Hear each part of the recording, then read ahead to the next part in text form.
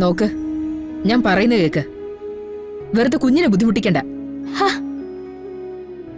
ഞാൻ എടുത്തിരിക്കുന്ന എന്റെ കുഞ്ഞിന് എങ്ങനെയാ ബുദ്ധിമുട്ടാവുന്നേ? കഴിച്ചു കഴിക്കും. ഓരോന്നോരോന്നായി അവളിൽ നിന്ന് പൊയ്ക്കൊണ്ടിരിക്കുക. കാരണം എന്താണെന്നറിയോ? സോഷ്യൽ മീഡിയയിൽ നമ്മുടെ പിള്ളേര് രാവും പകലും ഇരുന്ന് ചെയ്യുന്ന പണി. ഒരു കാര്യം സാർ മനസ്സിലാക്കിക്കോ, ഒരു ബ്രാൻഡ് ഉണ്ടാക്കിയെടുക്കാൻ എത്ര ബുദ്ധിമുട്ടുണ്ടോ അത്രയ്ക്ക് തന്നെ ബുദ്ധിമുട്ടുണ്ട് അതില്ലാതാക്കാനും. കാരണം വിശ്വസിച്ചവരുടെ വിശ്വാസങ്ങൾ തകർത്തെറിയണ്ടേ സാറേ. പക്ഷേ പിള്ളേര് കൊള്ളാം. അവരെടുത്ത പണിയാണെങ്കിലോ അതിഗംഭീരം. ചന്ദ്രശേഖര സാറ് നോക്കിക്കോ, ആറ്റുവാശ്ശേരി സദ്യ ഉണ്ടാക്കി റോഡരികിൽ വന്ന് വെറുതെ കൊടുക്കാന്ന് അവള് പറഞ്ഞാ പോലും അതിന് നേരെ വന്ന് കൈനീട്ടാൻ ഒരുത്തനും ഉണ്ടാവില്ല. അതെ, ഉണ്ടാവാൻ ഞാൻ സമ്മതിക്കില്ല.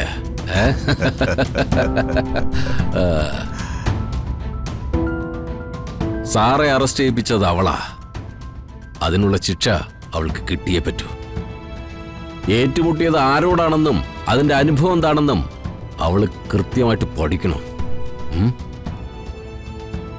കണിമംഗലത്ത് നിന്ന് ഇറങ്ങിപ്പോയ അവര് നടു റോഡിൽ ഭിക്ഷ തണ്ടുന്നവരായിട്ട് എനിക്ക് കാണണമെന്നാ ഞാൻ ആഗ്രഹിച്ചത്. അങ്ങനെ തന്നെ കാണണം എനിക്ക്.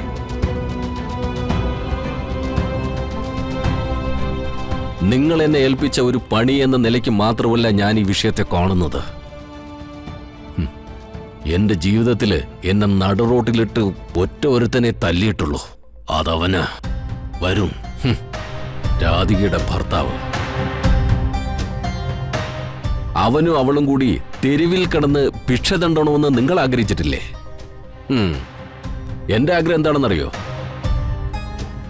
ഞാനായിട്ട് അവന്റെ കയ്യോ കാലോ തല്ലി ഓടിച്ചിട്ട് ഒന്ന് എഴുന്നേക്കാൻ പോലും പറ്റാത്ത അവസ്ഥയില് അവനെയും കൊണ്ട് അവള് നടന്ന് തെണ്ടണമെന്നോ? അത് ഞാൻ കാണിച്ചു തരാം ചന്ദ്രശേഖര സാറേ. നോക്കിക്കോ.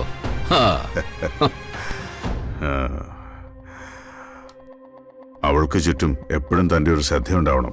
ഞാൻ പറഞ്ഞിട്ടുണ്ടല്ലോ, അപ്രതീക്ഷിതമായ സഹായങ്ങൾ ചിലപ്പോൾ പല രീതിയിലും അവളിലേക്ക് എത്തിയെന്ന് വരും.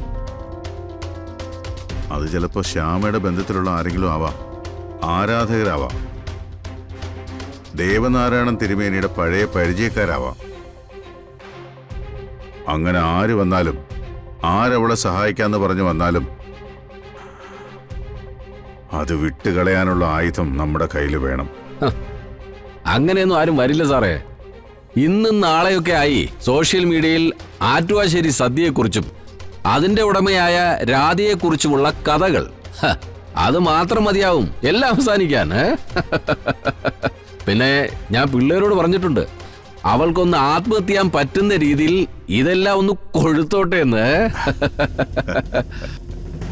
എന്താ സാറേ, പറഞ്ഞത് കൂടുതലായി പോയോ?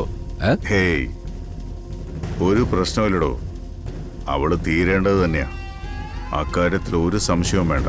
സാറാ മേഡം വരണം, പുതിയ ടാർജറ്റുകൾ ഫിക്സ് ചെയ്യണം. എന്നിട്ട് ഒരു ഇറങ്ങാൻ നമുക്ക്.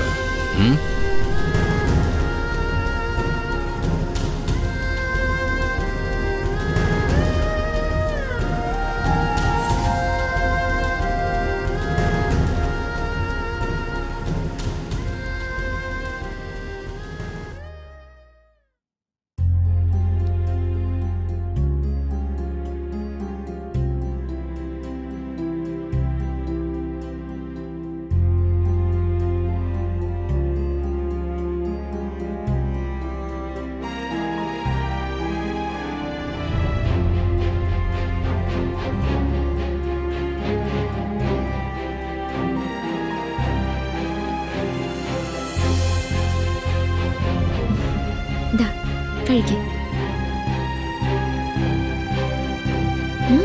എടുത്തോ.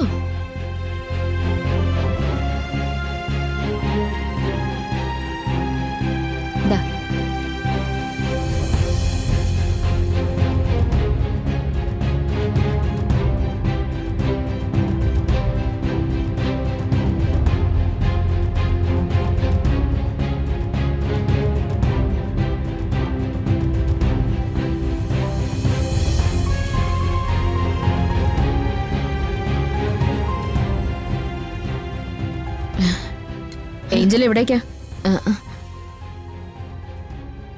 അതിനെ മിണ്ടിക്കണമെങ്കിലേ മേഡം ഒരുപാട് ബുദ്ധിമുട്ടും.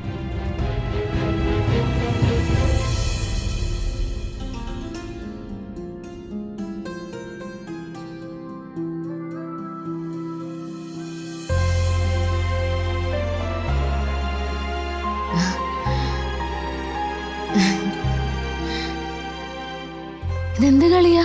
ചായ കുടിക്കേണ്ട സമയത്ത് കൃത്യമായിട്ട് ചായ കുടിക്കണമെന്ന് ഞാൻ പറഞ്ഞിട്ടില്ലേ? ഇതങ്ങോട്ട് കുടിച്ചേ.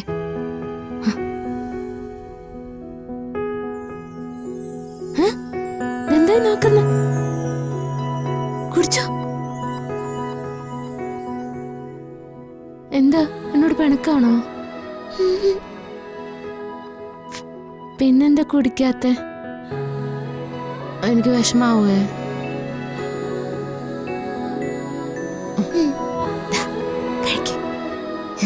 ഏഞ്ചൽ, കുട്ടിക്ക് അവര് കൊടുക്കുമായിരുന്നല്ലോ.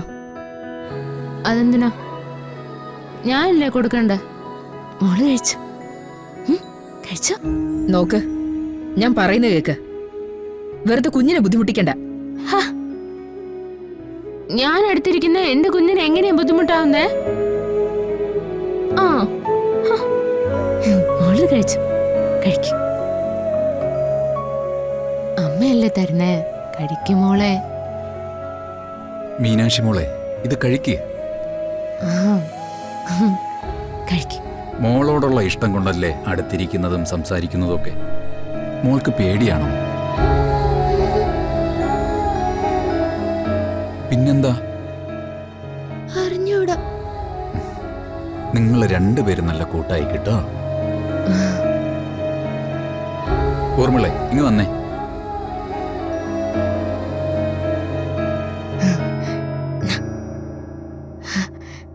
നമുക്ക് കൂട്ടാവാം.